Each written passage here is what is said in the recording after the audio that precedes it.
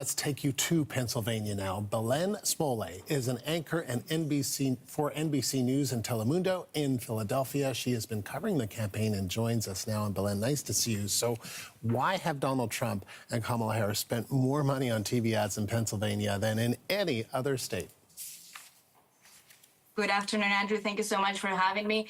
I think basically it's because Pennsylvania has become the most important state in this election. As you guys were saying, there are 7 battleground states, right? But Pennsylvania is the one that has more electoral votes up for grabs. They could either go for Kamala Harris or Donald Trump. And I think it is very important to mention that since 1992, Pennsylvania was voting Democrat for the presidential elections all the way up to 2016. That's when Donald Trump won for a very slim margin. Those were 40,000 votes. Now in 2020, Joe Biden was able to win in Pennsylvania with 80,000 votes and also another slim margin. But the difference here is that, Joe Biden was born in Scranton, Pennsylvania.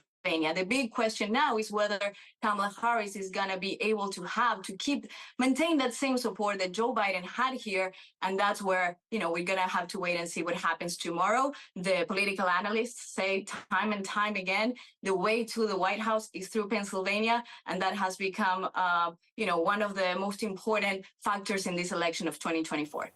And you've been speaking with voters during the past few weeks and months, including Puerto Rican voters in the Lehigh Valley. They've taken a significant role in the last week. Tell us why. Especially because of those comments that you were mentioning, right? When they said that Puerto Rican was, quote unquote, a floating island of garbage in that Trump rally last week. We talked to voters and some of them are still supporting Trump. They think, that doesn't represent them. He's talking about something else. And the Trump campaign has been trying to distance themselves from that. Some other voters, they think they're changing their vote. Some others were undecided. And now after those comments, they're not going to support Donald Trump, or that's what they say. So the latest poll says, both Trump and Harris are tied here in Pennsylvania. We honestly just have to wait and see if those comments have really an impact, not only on the Puerto Rican community, which is huge here in Pennsylvania, but also in the Latino community, because we're talking with other voters that, probably are not Puerto Rican, but they're Latin American, and they still feel affected by those comments made in Madison Square Garden. And so, Belen, how do you think Pennsylvania could be a reflection of the United States overall?